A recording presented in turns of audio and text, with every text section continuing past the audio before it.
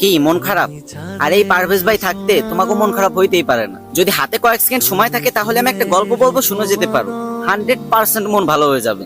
আর যদি না হয় তাহলে আনফলো করে দিও আমার, যাও। তো ঘটনাটা হয়েছে কি, ছেলে শ্বশুর বাড়ি যাবে, তো মাথা তার একটু চিড়া মগা, তাই মা শিখাই দিচ্ছে, বাবা শ্বশুর বাড়ি যায় আগে শ্বশুর আব্বারে বলবি আব্বা কেমন আছেন, কারণ তোর শ্বশুর আব্বা অনেক অসুস্থ। উনি হয়তো তখন নিশ্চয়ই বলবে যে ভালো আছি, তখন তুই বলে উঠবি এটাই তো আমাদের কাম্য। তারপর তুই উনি কি ওষুধ খাই সেটা জানতে চাইবি, উনি নিশ্চয়ই যে ওষুধ খাই কিছু একটা কথা বলবেন, তখন তুই বলবি বাহ খুব ভালো ওষুধ, এই ওষুধ আপনি খেতে থাকেন, সুস্থ হয়ে যাবেন খুব তাড়াতাড়ি। তারপরে বলবি আব্বা কোন ডাক্তার দেখাচ্ছেন, সে নিশ্চয়ই একটা ডাক্তারের নাম বলবে, তখন তুই বলবি দারুণ ডাক্তার, আপনি দেখাতে থাকেন খুব তাড়াতাড়ি সুস্থ হয়ে যাবেন। আর সবসময় হাসি খুশি থাকবি, কেমন?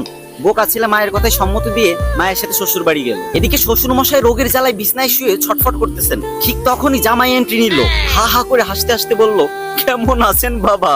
তখন শ্বশুর বলল আর বাঁচার ইচ্ছা নেই, এবার মরলেই বাঁচি। তখন জামাই আরো জোরে হা হা করে হাসতে হাসতে বলল এইটাই তো আমাদের কাম্য, তো আপনি কি ওষুধ খাচ্ছেন বাবা? তখন শ্বশুর মনে খুব কষ্ট পেল আর রেগে গিয়ে বলল ঘোড়ার ডিম।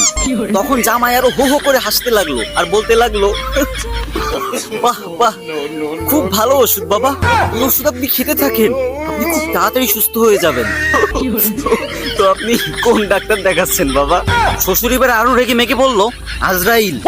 এটা শুনে জামাই হা হা হো হো হি হি করে আসতে লাগলো আর বলতে লাগলো খুব ভালো ডাক্তার, খুব নাম করা ডাক্তার, আপনি দেখাতে থাকেন, আশা করি খুব তাড়াতাড়ি সুস্থ হয়ে যাবেন। বাবা। তো গাইস, কে কে হাসো নাই, মানে হাসি আসে নাই অথবা ভালো লাগে নাই যাদের কাছে, তারা আনফলো করে দিতে পারো, সমস্যা নেই। কিন্তু যাদের ভালো লাগছে অবশ্যই ফলো দিবা কিন্তু, ঠিক আছে? রোদ্দুর ভিতর দাঁড়া অনেক কষ্ট করে ভিডিওটা বানাইছি।